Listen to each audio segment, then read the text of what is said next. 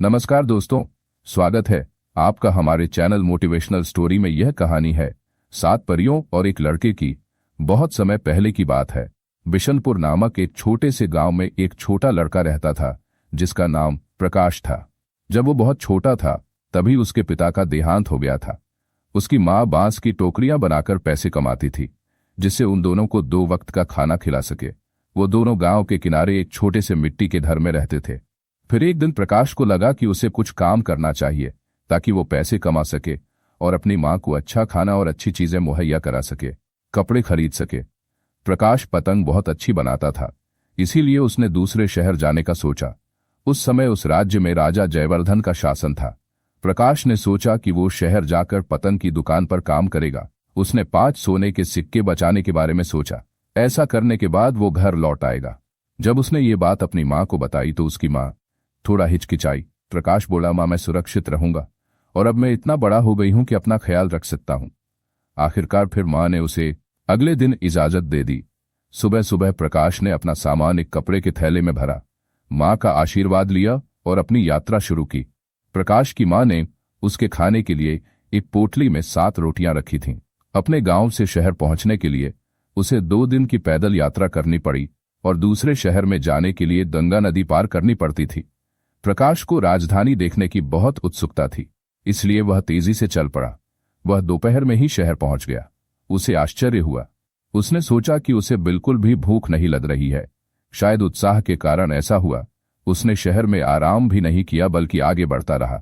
2-3 घंटे में वह गंगा नदी के तट पर पहुंच गया। उसने नाव से नदी पार की और नाविक को किराए के रूप में पैसे दिए।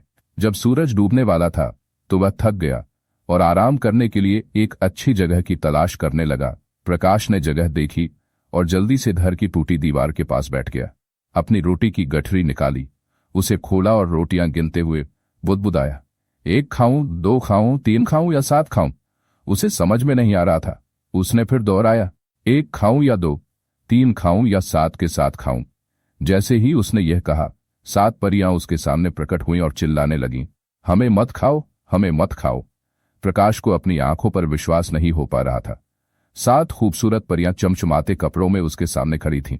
हर परी अपने अपने कपड़ों में सजी हुई थी। इंद्रधनुष के 7 रंगों की तरह अलग अलग रंगों के कपड़े पहने हुए थे और हर एक के पास एक चमकती हुई छड़ी थी।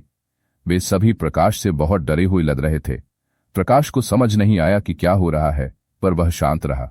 तब एक परी ने उससे कहा कि यदि तुम हमें नहीं खाओगे तो हम तुम्हें एक जादुई उपहार देंगे। प्रकाश धीरे धीरे समझ गया। उसने सोचा, मुझे तो 7 रोटियां खानी थी। प्रकाश बहुत चतुर था और उसने जवाब दिया कि मैं तुम्हें नहीं खाऊंगा, लेकिन एक शर्त पर, यदि तुम वास्तव में मुझे एक जादुई उपहार दे सकते हो। यह सुनकर परी ने अपनी छड़ी घुमाई और अचानक एक बकरा प्रकट हुआ जो किसी भी साधारण बकरे की तरह ही दिख रहा था। प्रकाश ने पूछा कि इस बकरी में ऐसा क्या खास है। तब परी ने कहा, जब तुम बकरी मुंह खोलो बोलोगे और इसके मुंह से एक सोने का सिक्का गिरेगा। प्रकाश ने वैसा ही किया जैसा परी ने कहा था और एक सोने का सिक्का गिरा। प्रकाश खुश हो गया। रात होते होते प्रकाश शहर में पहुंच गया। आसमान में तारे चमक रहे थे। उसने जेब में सोने का सिक्का टटोला और सोचा, अब मैं अमीर हो गया हूं, मुझे एक अच्छी रात सराय में बितानी चाहिए। उसने एक सराय देखी जिसके बाहर एक बोर्ड लगा था, ईमानदारी सबसे अच्छा गुण है। वह सराय में दाखिल हुआ और सराय के मालिक को बुलाया। वह एक काला आदमी था जिसे सब कालू कहते थे। कालू ने उसे देखकर कहा, मेरे सराय में रुको और खाओ, लेकिन उसके लिए आपको किराया देना पड़ेगा। प्रकाश ने जेब में हाथ डाला और एक सोने का सिक्का निकालकर कालू की ओर फेंक दिया। कालू कुछ देर तक सोने के सिक्के को देखता रहा और फिर बोला, रात का खाना। और फिर बोला, रात का खाना और गर्म स्नान तैयार है साहब, मैं बकरी को खिलाने के लिए लाता हूं। प्रकाश ने कहा, धन्यवाद, कोई जरूरत नहीं, और वो चला गया और दरवाजा बंद कर दिया। फिर जब प्रकाश को यकीन हो गया कि उसे कोई नहीं देख रहा तो उसने बकरी से धीरे से कहा, बकरी बकरी अपना मुंह खोल, और बकरी के मुंह से एक सोने का सिक्का जमीन पर गिर गया। प्रकाश ने खुशी खुशी सिक्का उठा लिया और अपने कपड़े के थैले में रख लिया। प्रकाश को नहीं पता था कि कालू खिड़की के पीछे छिपकर ये सब देख रहा है। प्रकाश ने बकरी को खाट के एक पैर से बांध दिया और जल्दी ही सो गया। आधी रात को कालू एक गुप्त रास्ते से प्रकाश के पास गया, कमरे में घुसा और बकरी की जगह एक साधारण बकरी रख दी और बिना कोई आवाज किए वहां से बकरी लेकर चला गया। अगली सुबह प्रकाश जल्दी उठा और जल्दी जल्दी तैयार हुआ। उसने अपना सामान लिया और नकली बकरा लेकर सराय के मालिक के पास गया। कालू ने उसे 80 तांबे के सिक्के लौटा दिए और शरारती मुस्कान के साथ कहा, कृपया फिर आए। कालू को अलविदा कहकर प्रकाश नकली बकरे को लेकर अपने गांव की ओर चल पड़ा। रास्ते में वह सोचता रहा कि माँ बहुत खुश होगी। जब वह घर पहुंचा तो माँ उसे देखकर हैरान हो गई। तब प्रकाश ने उसे परियों के साथ हुई सारी बातें बताईं। फिर माँ ने जादू दिखाने के लिए कहा, बकरी बकरी अपना मुंह खोलो, लेकिन कुछ नहीं हुआ। प्रकाश बार बार वही शब्द दोहराता रहा, लेकिन सब व्यर्थ। प्रकाश को बहुत गुस्सा आया और उसे लगा कि परियों ने उसे बेवकूफ बनाया है। उसने गुस्से में बकरी को उठाया और घर से निकल दिया। शाम तक चलने के बाद वह एक पत्थर के कुएं के पास पहुंचा। वह गुस्से से चिल्लाया, क्या मैं एक खाऊं या 2 या 3 या 7 के साथ खा जाऊं? प्रकाश ने यह कहा।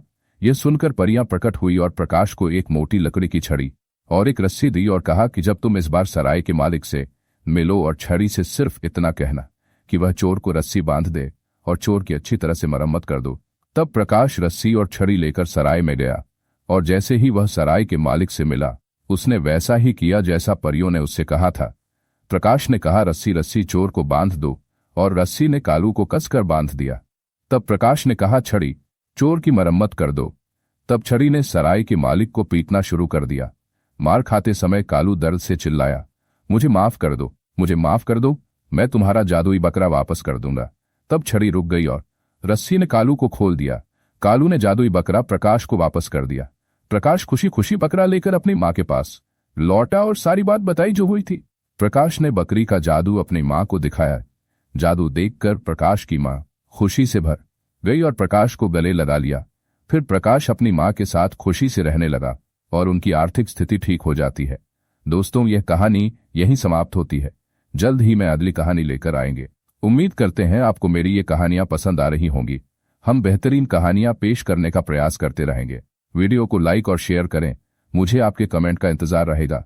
चैनल को सब्सक्राइब करना ना भूलें। धन्यवाद।